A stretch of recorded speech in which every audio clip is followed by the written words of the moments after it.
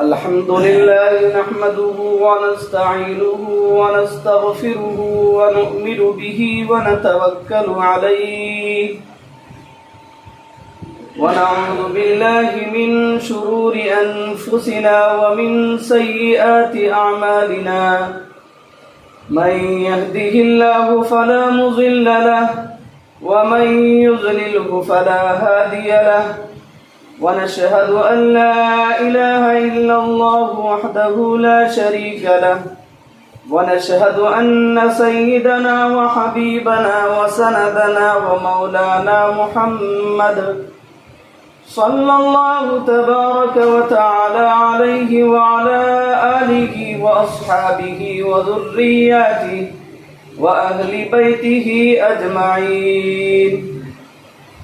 أما بعد، عن أبي هريرة رضي الله تعالى عنه قال: عن أبي هريرة رضي الله تعالى عنه أن رسول الله صلى الله عليه وسلم قال: سبعة يظلهم الله تعالى في ظله يوم لا ظل إلا ظله: إمام عدل وشاب نشأ في عبادة الله ورجل قلبه معلق في المساجد ورجلان تحابا في الله اجتمعا عليه وتفرقا عليه ورجل دعته امرأة ذات منصب وجمال فقال: إني أخاف الله.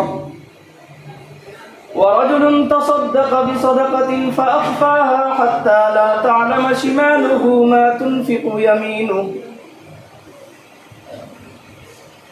ورجل ذكر الله خاليا ففاضت عيناه أو كما قال عليه الصلاة والسلام. میرے محترم بزرگوں، دوستوں اور عزیز ساتھیوں، اللہ رب العزت کا بے انتہا احسان و کرم ہوا کہ اس رب ذوالجلال نے ہمیں اور آپ کو اپنے بارگاہ میں حاضر ہونے کی توفیق دی، اور مزید کرم یہ ہوا کہ کچھ باتیں مجھے کہنے اور سننے کی توفیق دی. اللہ سے دعا کرے اللہ رب العزت صحیح کہنے اور ہم سب کو اس پر عمل کرنے کی توفیق عطا فرمائے. میرے محترم بزرگوں، دوستوں اور عزیز ساتھیوں،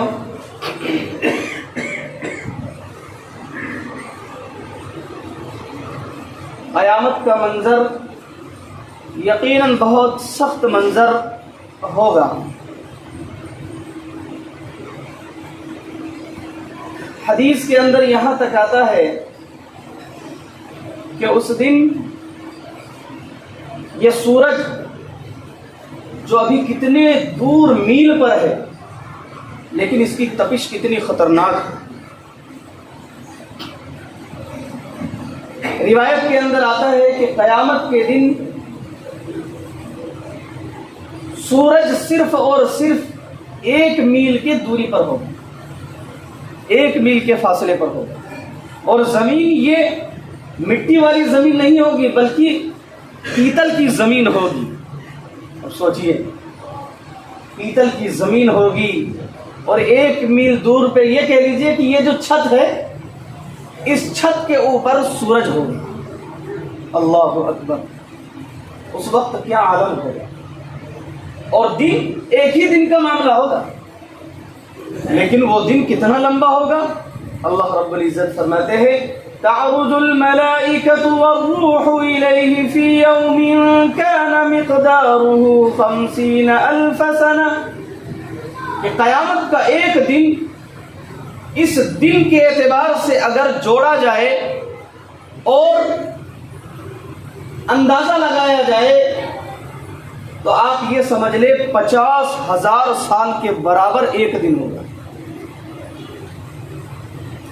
50,000 سال کے برابر. اور یہ میری بات نہیں ہے، نہ کسی اجنبی کی بات، نہ کسی کی کہانی اور قصہ نہیں، یہ اللہ کا فرمان ہے. ابھی جو میں نے آیت پڑھی یہ اللہ کا فرمان ہے، 29 پارے کی آیت ہے. 50,000 سال. اللہ.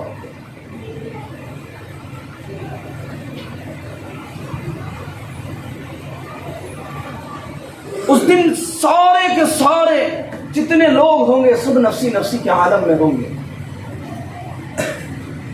अल्लाह के नबी से मालूम किया गया कि अल्लाह के नबी उस दिन कोई तो ऐसा होगा जो अपने सही ठिकाने पर होंगे या हर एक परेशानी के आलम में मुब्तला होंगे। अल्लाह के नबी फरमाते हैं कि हाँ, किसी का पसीना, कोई पसीने में शराबोर होंगे टखनों तक, कोई घुटनों तक, कोई कमर तक, कोई गर्दन तक, और कोई अपने पसीनों में वो खुद डूब गए होंगे और तैर रहे होंगे। लेकिन अल्लाह के नबी ने फरमाया कि 7 ऐसे लोग हैं। कितने? 7 ऐसे लोग हैं जिनको अल्लाह रब्बुल इज्जत अपने अर्श के साए में रखेंगे। सुभान अल्लाह। बताइए, कड़कती धूप हो, तपिश हो और यूं लंबी लाइनें लगी हो, और एक शख्स आकर के ये कह दे कि आपको लाइन में लगने की जरूरत नहीं, आप फला डीएसपी साहब है, आप आगे आ जाए, आप फला नेता साहब है, आप आगे आ जाए, तो बताइए उसको कितनी खुशी होती है कि भाई मैं नेता साहब हूं। फिर वो कहते हैं ये मेरे साथ आए हैं, इनको भी जरा कर लीजिए मामला, तो कितनी खुशी होती है। ये दुनिया की लाइनों का ये हाल है। खुदा की कसम, क़यामत की लाइन का क्या आलम होगा कि जहां हजरत आदम अलैहिस्सलाम से लेकर आखिरी उम्मती जो दुनिया में पैदा होंगे वो सारे के सारे एक ही लाइन में खड़े होंगे। कितने? अलग अलग लाइनें नहीं, एक ही लाइन, चाहे मर्द हो या औरत हो, बच्चे हो या बूढ़े हो, सब के सब एक ही लाइन में होंगे। और खुदा की कसम मैं आपको बताता चलूं, सारे के सारे नंगे होंगे, बरहना होंगे। अल्लाहु अकबर। अगर कपड़े हो तो थोड़ी हिफाजत हो सकती है, रुमाल हो तो थोड़ा यूं लगा सकते हैं, लेकिन सारे के सारे बरहना होंगे। अम्मा आयशा फरमाती है अल्लाह के नबी सारे बरहना होंगे, क्या आलम होगा। एक दूसरे की निगाह दूसरे की शर्मगाह पर पहुंचेगी। अल्लाह के नबी फरमाते हैं अम्मा आयशा तुम क्या समझ रही हो, सारे बरहना होंगे, लेकिन टेंशन में इतने होंगे कि किसी को ख्याल ही नहीं होगा कि मैं हूं कहां और मुझे जाना कहां है। इतना टेंशन होगा। लेकिन एक फरिश्ता, एक मुनादी पुकारेगा और कहेगा कि सुनो, ये फला कार्ड है, अगर ये किसी के पास है तो वो आगे आ जाओ, ये फला कार्ड है, अगर किसी के पास है तो आगे आ जाओ, ये फला कार्ड है, अगर किसी के पास है तो आगे आ जाओ। 7 कार्ड दिखाएंगे, 7 लोगों के बारे में ऐलान होगा।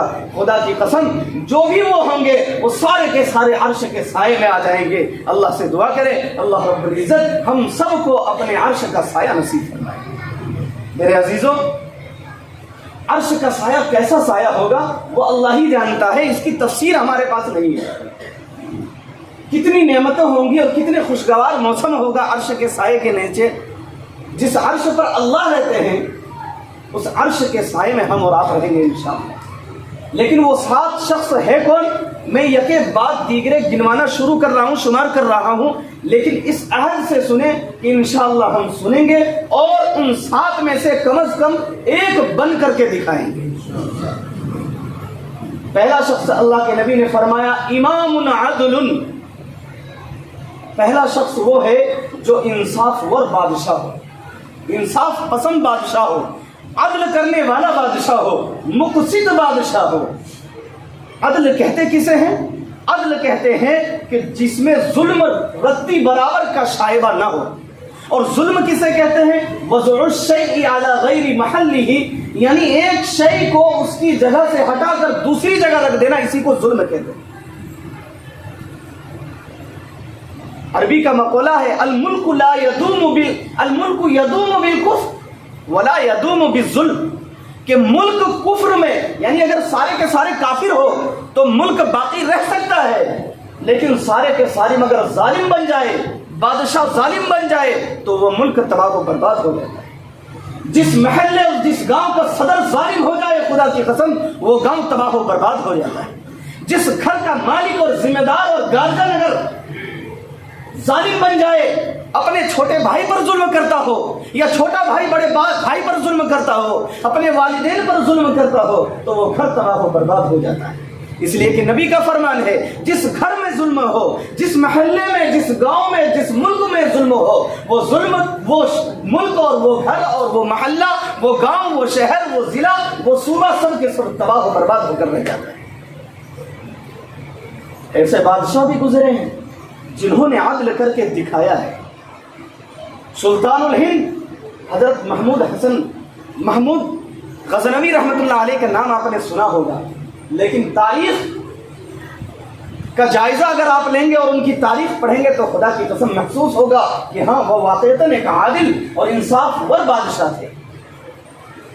ان کا زمانہ ہے، دیکھیے ملک یا ضلع یا صوبہ یا گاؤں یہ باقی رہے گا جب صدر بھی، بادشاہ بھی انصاف ور ہو اور رعایا بھی ہمت والا ہو۔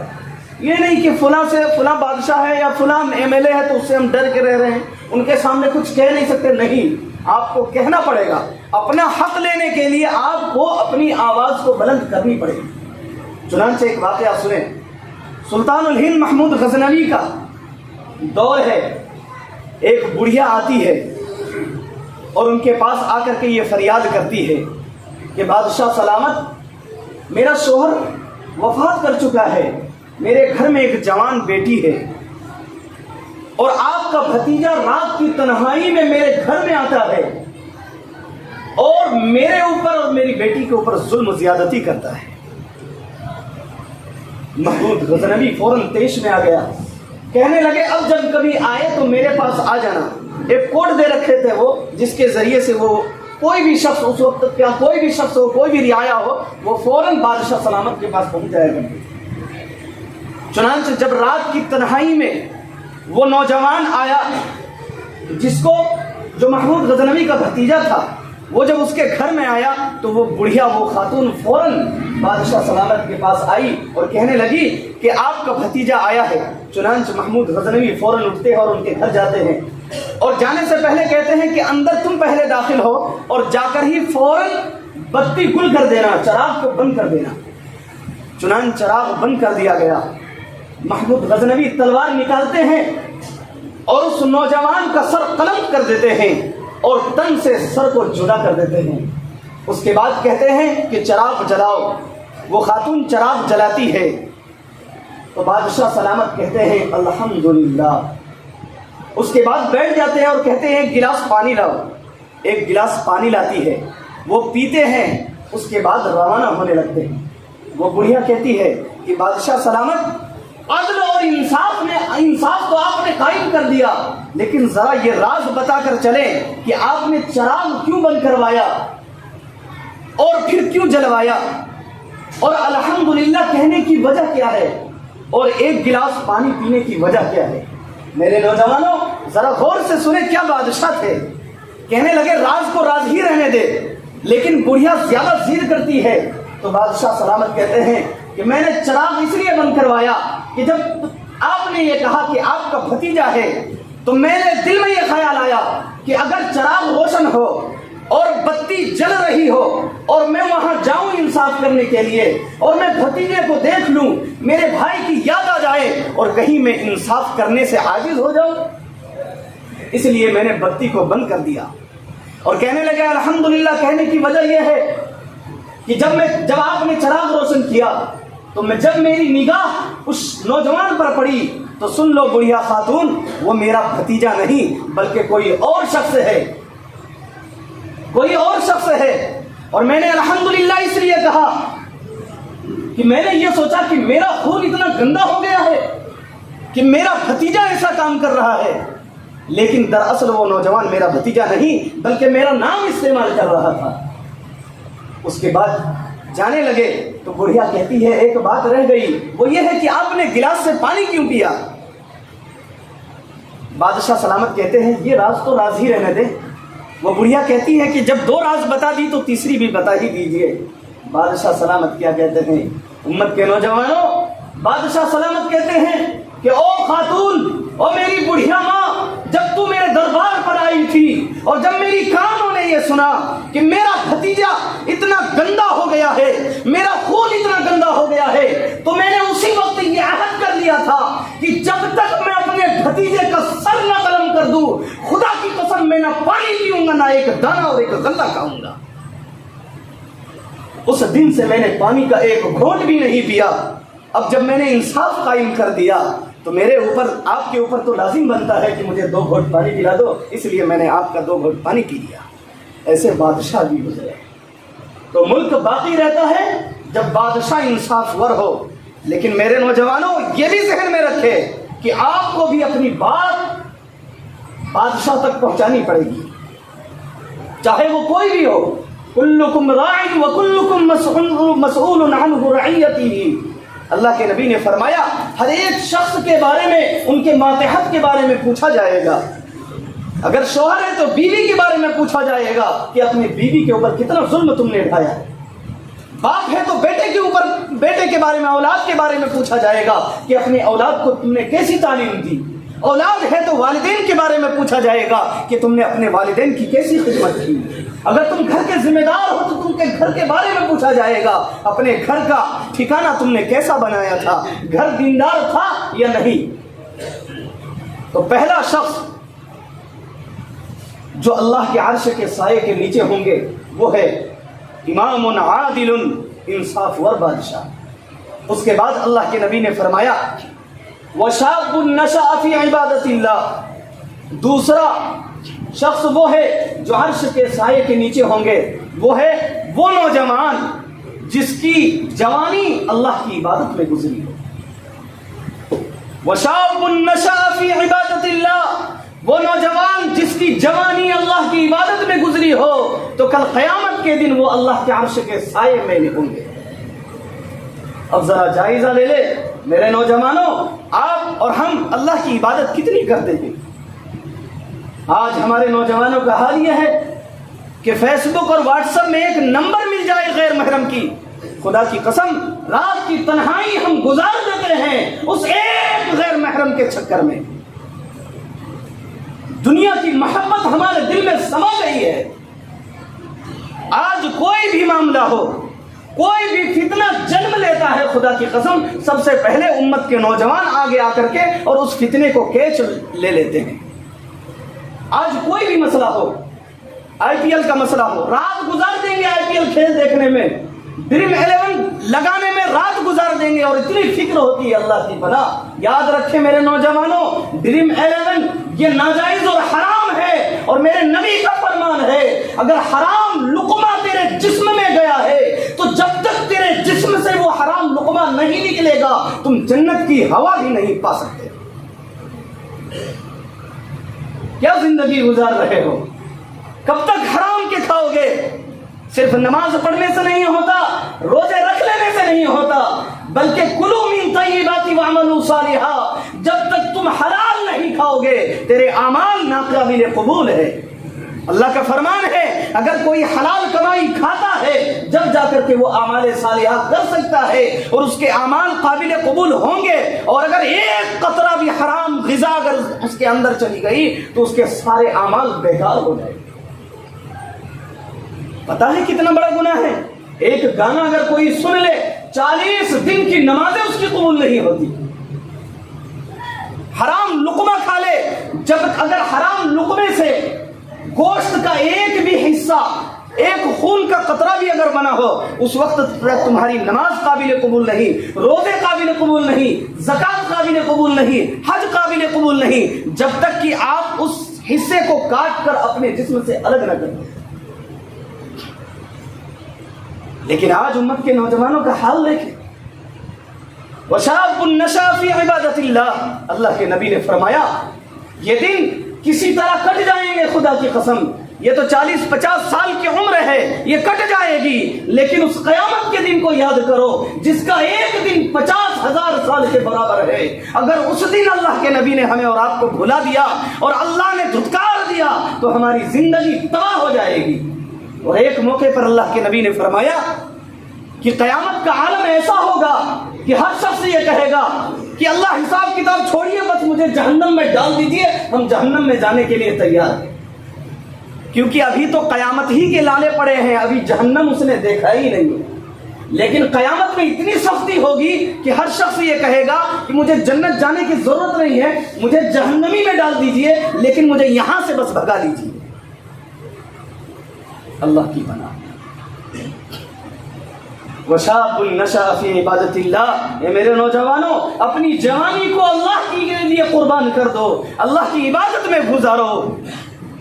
کسی خاکی کے خاک پر اپنی جوانی کو فدا مت کرو، بلکہ جس رب نے تمہیں جوانی دی ہے اس رب کے لیے اپنی جوانی کو قربان کر دو۔ کریں گے انشاءاللہ، ان تمام برائیوں سے اپنے آپ کو بچائیں گے، عہد کرے کہ انشاءاللہ ہماری جوانی اللہ کی عبادت میں گزرے گی۔ مسلمانوں، بڑھاپے کے بعد اگر آپ عبادت کر رہے ہیں تو یاد رکھیں یہ مجبوری ہے۔ کہتے ہیں نا مجبوری کا نام مہاتما گاندھی۔ وہ اب عبادت نہ کریں گے تو کیا کریں گے؟ ہزار لوگ تانے دیں گے آپ کو، بوڑھے ہو گئے ہیں شرم کیجیے، اب تو داڑھی رکھ لیجیے، بوڑھے ہو گئے شرم کر لیجیے، اب تو نماز پڑھ لیجیے، ہزار طرح کے تانے۔ لیکن اصل عبادت جو ہے وہ ہے جوانی کی عبادت، جسے اللہ نے قبول کر لیا ہے وہ شکر منائے اور اللہ سے راتوں کی تنہائی میں گڑ گڑائے اور یہ کہے کہ اے میرے ربا، آپ نے مجھے اپنے عبادت کے لیے قبول کر لیا ہے، یہ آپ کا احسان ہے۔ نوجوانوں، توبہ بھی، جوانی کی توبہ بھی بہت جلدی قبول ہوتی ہے۔ میرے ذہن میں ایک واقعہ آیا، وہب بن منبہ رحمۃ اللہ علیہ نے اس واقعے کو ذکر کیا ہے۔ حضرت موسیٰ علیہ السلام کے زمانے کا ایک نوجوان تھا جو ظلم سرکشی میں جس کی زندگی گزر رہی تھی، کوئی گناہ ایسا نہیں تھا جو اس نے نہ کیا ہوگا۔ حال یہ تھا کہ گاؤں والے اس کے گناہ سے، شہر والے اس کے گناہ سے تنگ آ چکے تھے اور یہ کہنے لگے، سارے شہر والے متفق ہو کر اس نوجوان کو گاؤں سے، شہر سے نکال دیا گیا، اسے دربدر کر دیا گیا۔ اب سوچئے کہ وہ نوجوان کیسے گناہ میں مبتلا ہو گئے۔ ٹھنڈ کا موسم تھا، جو تھوڑے بہت غلے تھے وہ بھی ختم ہو چکے تھے، پھٹے کپڑے بھی پھٹ چکے ہیں اور ایک جگہ یوں پڑے ہوئے ہیں، موت بالکل قریب ہے۔ تو نوجوان دائیں دیکھتے ہیں، بائیں دیکھتے ہیں، آگے دیکھتے ہیں، پیچھے دیکھتے ہیں، اس کو کوئی نظر نہیں آتا، دور دور تک کوئی نظر نہیں آتا۔ بالآخر اس کی نگاہ اوپر کو پہنچتی ہے اور خدا کی قسم وہ نوجوان داڑھیں مار مار کے رونے لگتا ہے اور یوں کہتا ہے، اور شرمندگی کے ساتھ یہ کہتا ہے، سنیں ان کا جملہ کیا تھا۔ کہنے لگے، اے رب، اے میرے اللہ، آپ جانتے ہیں میں اتنا بڑا گنہگار ہوں کہ گاؤں والے عاجز ہو گئے ہیں اور یہ کہہ کر کے دھکا مار دیا کہ تمہاری وجہ سے گاؤں میں، شہر میں کہیں عذاب نہ آ جائے، اس لیے مجھے دربدر کر دیا ہے۔ اے میرے رب، لیکن بندہ تو میں آپ کا ہوں، سارے سامان ختم ہو گئے ہیں، مجھے یقین ہو گیا ہے کہ اب میں مرنے والا ہوں، لیکن اے میرے پیارے اللہ، میں نے سنا ہے آپ کے بندوں سے کہ آپ اپنے بندوں سے 70 ماؤں سے زیادہ محبت کرتے ہیں۔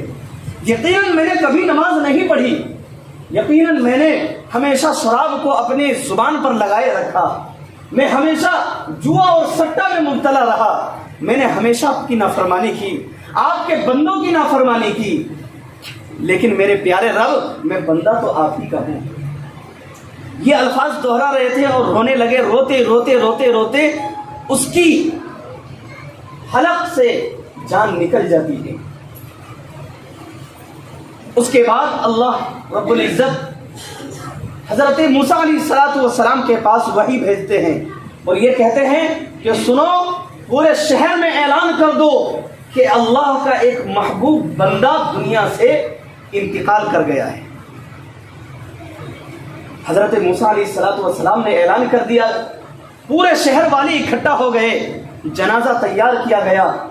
شہر والے جب دیکھتے ہیں تو دنگ رہ جاتے ہیں، حضرت موسیٰ سے کہنے لگتے ہیں، اے موسیٰ، یہ تو وہی نوجوان ہے جس کو ہم نے اپنے شہر سے دربدر کیا تھا، اس کے اتنے گناہ ہیں، خدا کی قسم اس نے کبھی بھی اپنے رب کو سجدہ نہیں کیا، اس کے گناہوں سے تو ہم ڈر رہے تھے کہ کہیں اللہ کا عذاب نہ آ جائے، اور آپ یہ کہہ رہے ہیں کہ یہ اللہ کا محبوب بندہ ہے۔ حضرت موسیٰ فوراً فریاد کرتے ہیں، اللہ سے مراقبہ کرتے ہیں کہ پیارے رب، یہ کیا ماجرا ہے؟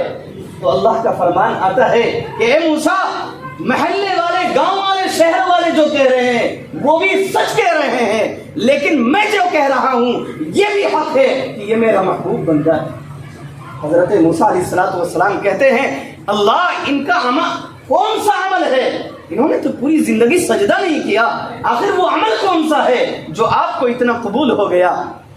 اللہ رب العزت فرماتے ہیں اے موسیٰ، اس نے دائیں جانب دیکھا، بائیں جانب دیکھا، آگے پیچھے ہر طرف دیکھا، جب اس کو پوچھنے والا کوئی نہیں تھا تو یہ میرے اوپر کی جانب سر اٹھایا اور اپنی آنکھ سے ایسے آنسو بہایا کہ اے موسیٰ سن لو، اگر آج یہ نوجوان پوری امت مسلمہ کے گناہگار کے لیے دعا کرتا تو سنو میں رب کی حیثیت سے کہتا ہوں کہ تمام گناہگاروں کو میں اس کی دعاؤں کی برکت سے بخش دیتا۔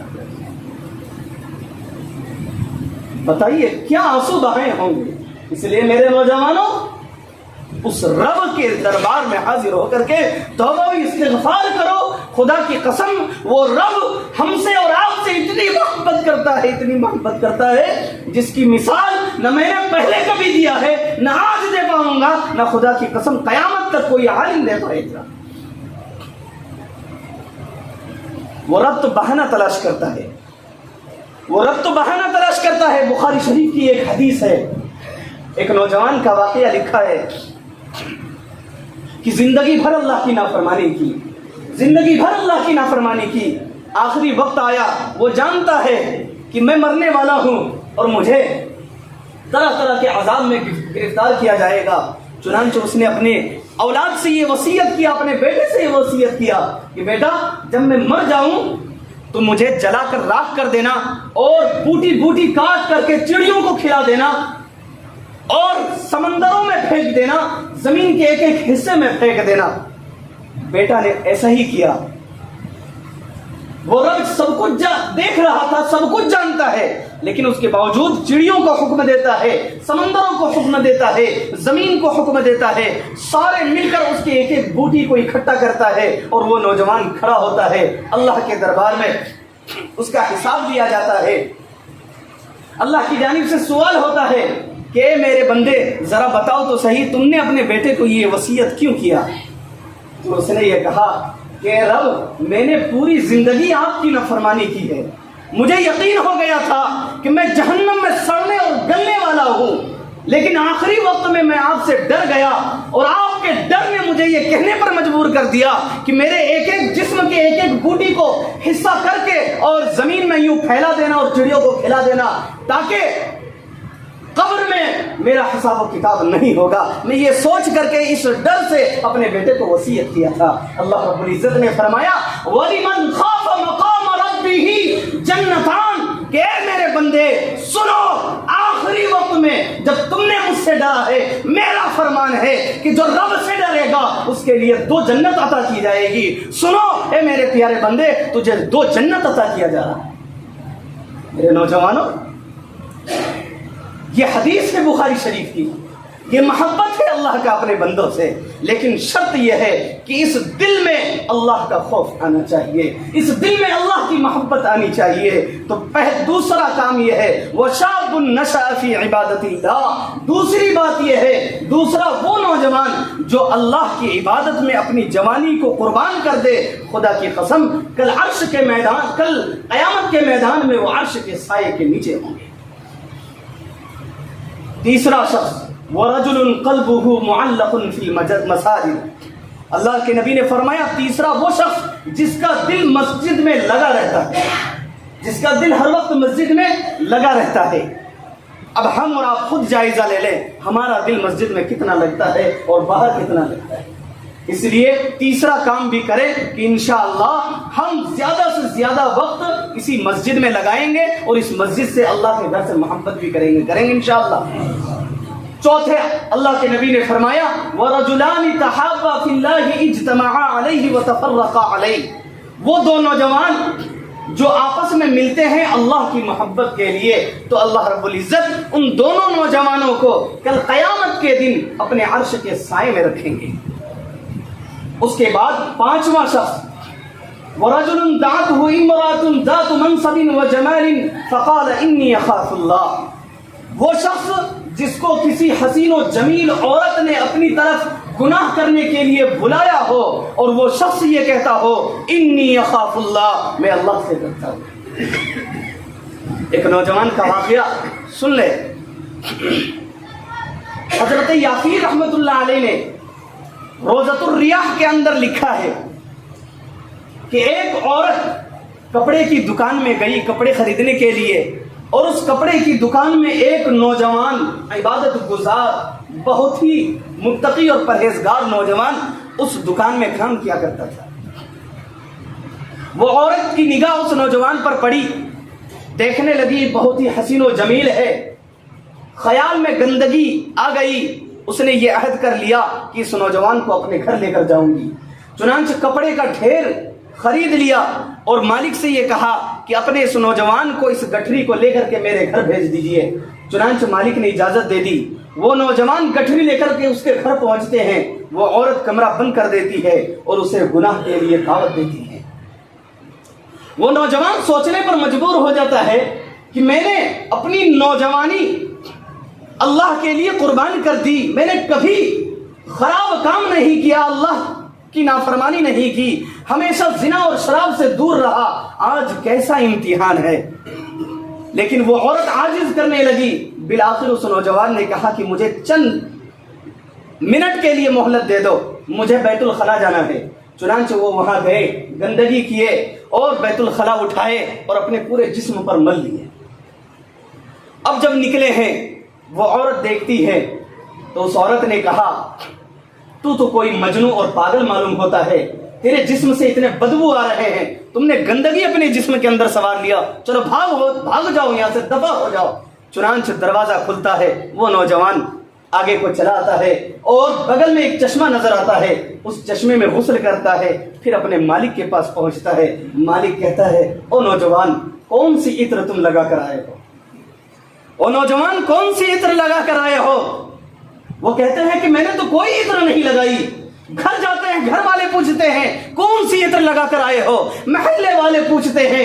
حال یہ ہے کہ جب تک وہ زندہ رہا وہ نوجوان، خدا کی قسم مشک و عنبر کی خوشبو اس کے جسم سے آتی تھی، اور نوجوانوں نے، لوگوں نے، محلے والوں نے ان کا نام ہی رکھ دیا تھا مغیرہ مشکی، اس کے جسم سے اتنی خوشبو پھوٹتی تھی۔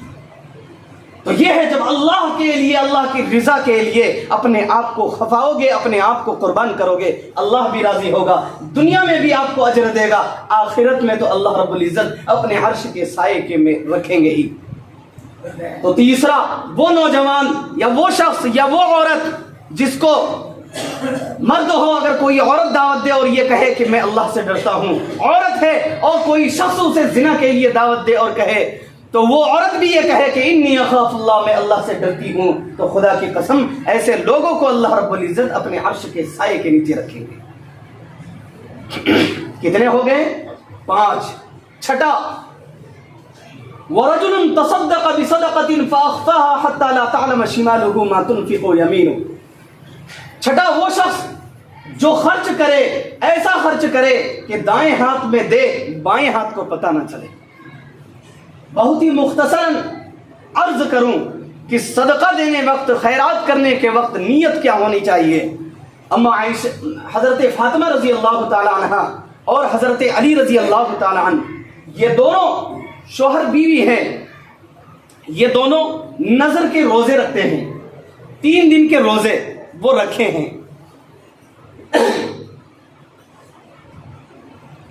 پہلے دن جب افطار کی بات آتی ہے، بہت ہی مختصراً ذکر کر رہا ہوں، پہلے دن جب افطار کی بات آتی ہے، بیٹھے ہوئے ہیں، کھانا اتنا ہے کہ ایک ہی آدمی کھا سکتا ہے، لیکن بیٹھے کون ہیں؟ حضرت علی بھی، حضرت فاطمہ بھی اور ان کی ایک باندی بھی، یہ تینوں بیٹھے ہوئے ہیں۔ اچانک دروازے پر ایک مسکین آتے ہیں اور یہ صدا لگاتے ہیں کہ کوئی ہے اللہ کا بندہ جو مجھے کھلا دے، اللہ کے لیے، اللہ کی رضا کے لیے۔ آواز کانوں میں ٹکراتی ہے، حضرت علی وہ کھانا لیتے ہیں اور جا کر کے مسکین کو دے دیتے ہیں اور یوں ہی روزہ رکھنا شروع کر دیتے ہیں، گویا کہ رات کا بھی روزہ۔ دوسرے دن پھر روزہ رکھتے ہیں، کچھ کھائے نہیں ہیں، دوسرے دن پھر روزہ رکھتے ہیں۔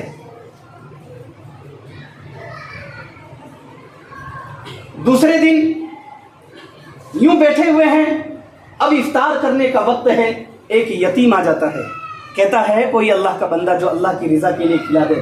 حضرت علی اٹھتے ہیں، وہ کھانا دوسرے روز کا کھانا بھی اس یتیم کو دے دیتے ہیں۔ تیسرے دن کا روزہ ہے، تیسرے دن ایک قیدی آتے ہیں، قیدی کو کھلانا بھی سنت ہے اور واجب ہے۔ قیدی آتے ہیں اور قیدی کہتے ہیں ہے کوئی اللہ کا بندہ جو اللہ کی رضا کے لیے کھلا دے۔ حضرت علی کہتے ہیں، کھانا اٹھاتے ہیں اور تیسرے روز بھی جا کر کے یوں انہیں کھلا دیتے ہیں۔ اللہ رب العزت قرآن کریم کی آیت اتار دیتے ہیں۔ ادھر یہ معاملہ تھا 3 دن کے روزے بغیر سحری اور بغیر افطار کے، خدا کی قسم، ادھر اللہ رب العزت اپنی آیت اتار دیتے ہیں۔ حضور صلی اللہ علیہ وسلم آتے ہیں اور حضرت علی کو پیغام سناتے ہیں، اے علی، تمہارے اور حضرت فاطمہ کے یہ 3 جو روزے گزرے ہیں اور یہ جو تم نے تینوں روز صدقہ کر دیے، خدا کی قسم اتنا پسند آیا کہ اللہ نے آیت مبارکہ نازل فرما دی، وَيُطْعِمُونَ الطَّعَامَ عَلَى حُبِّهِ مِسْكِينًا وَيَتِيمًا وَأَسِيرًا، کہ وہ بندے ہیں جو اللہ کی رضا کے لیے 3 دن روزے رکھتے ہیں اور نہ کھاتے ہیں، افطار کرتے ہیں، نہ سحری کرتے ہیں، اور اس کے باوجود یتیم آتے ہیں اسے کھلا دیتے ہیں، مسکین آتے ہیں مسکین کو کھلا دیتے ہیں، قیدی آتے ہیں قیدی کو کھلا دیتے ہیں، لیکن افطار کرنا گوارا نہیں کرتا۔ میرے نوجوانوں، ایسے اسلاف سے اور ایسے صحابہ سے ہمارا اور آپ کا رشتہ جڑتا ہے۔ دعا کرے اللہ رب العزت ہمیں اور آپ کو بھی ایسا صدقہ کرنے والا بنائے۔ 7ویں اور آخری چیز، وَرَجُلٌ ذَكَرَ اللَّهَ خَالِيًا فَفَاضَتْ عَيْنَاهُ، 7واں وہ شخص جو اللہ کا ذکر تنہائی میں کرتا ہو اور تنہائی میں جب اللہ کا ذکر کرتا ہو تو اس کی آنکھیں آنسو بھی بہاتی ہو۔ مجھے تو نہیں لگتا کہ ہم میں سے کوئی ایسے ہیں جو دن میں ایک وقت نکالتا ہو اور اللہ کا خاص وہ وقت بناتا ہو اور اللہ کے دربار میں حاضر ہو کر کے ذکر کرتا ہو اور ان کی آنکھیں آنسو بہاتا ہو۔ بتائیے کبھی وقت نکالے ہیں؟ نہیں مسلمانوں، سوچنے کا مقام ہے۔ ایک وقت خدا کی قسم 24 گھنٹے میں ہمارا اور آپ کا ایسا ہونا چاہیے کہ مصلی بچھائیے، زیادہ نہیں 5 سے 10 منٹ محبت سے دل سے اللہ اللہ کا ذکر کریں، خدا کی قسم آنکھیں آنسو بہانے کے لیے تیار ہو جائے گی۔ اور یہ ادا اللہ کو اتنی پسند آئے گی کہ کل قیامت کا دن ہوگا، نفسی کے عالم میں لوگ ہوں گے، لیکن اللہ رب العزت آپ کو چن کر لائیں گے اور اپنے عرش کے سائے میں لے کر آ جائیں گے۔ تو کریں گے انشاءاللہ۔ ہمارے صحابہ کرام کی تاریخ اٹھا کر دیکھ لیجئے، خدا کی قسم کوئی رات ایسی نہیں تھی جو رونے سے ان کی رات نہ گزرتی ہو۔ ہمارے بزرگوں کا یہ طریقہ رہا ہے۔ شیخ شبلی رحمت اللہ علیہ بہت بڑے بزرگ گزرے ہیں، یوں اللہ کے ذکر کی مجلس لگی ہوئی ہے، سارا مجمع اکٹھا ہے اور سارے کے سارے ذکر کر رہے ہیں۔ ابو علی سینا جو بہت بڑے فلسفی تھے وہ بھی موجود ہے۔ شیخ شبلی رحمت اللہ علیہ کہتے ہیں کہ اللہ کا نام، اللہ کا ذکر کیا کرو، اس لیے کہ اللہ کے ذکر میں بہت اثر ہے۔ تو ابو علی سینا کھڑے ہو گئے اور کہنے لگے کہ اللہ کے ذکر میں کیسے اثر ہوگا؟